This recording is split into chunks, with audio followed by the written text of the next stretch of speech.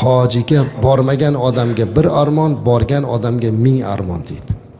Bormagan odamda bitta armoni bo'ladi, shu hajga borishlik. Ammo nega hajga borgan odamda 1000 armoni bo'ladi desa, u qaytib borganda paydo bo'ladi u armon eskina deyishlik. Mana bundoq qilmaymanmi ya? Bundoq qilmaymanmi ya? Shu umrimni o'tkazib yubordimmi? 4 kunimni do'konda o'tkazdim, 2 kunimni bu yoqda o'tkazdim. Bekorchi gaplar bilan o'tkazdim. Mana shu narsani o'zimda ham qilardim, ekan u deb qolar ekanda. Shuning uchun hozir qilaylik azizlar shuni.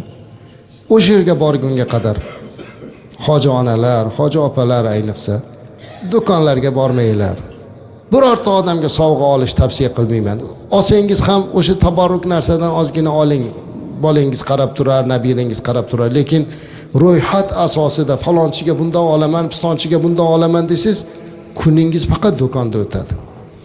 Qolaversa biz hammaga sovg'a olishlik kafilligi bilan kelmaganmiz-da bu yoqqa. Zo'r sovg'a bor ekan. Men sizga aytaymi? Eng zo'r sovg'a Ka'bani oldida turib yoki Arofatda turib siz sevgan odamning ismini aytib duo qilishlik.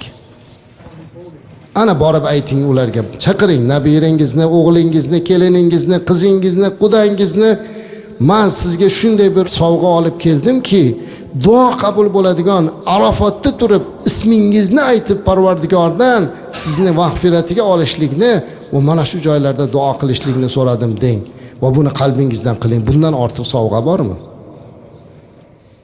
Allohni ishi azizlar, Allohdan so'rang. Lekin o'shini ko'ynini olaman deb bir necha soatimizni do'konga sarflagandan ko'ra mana bunga sarflash kerak.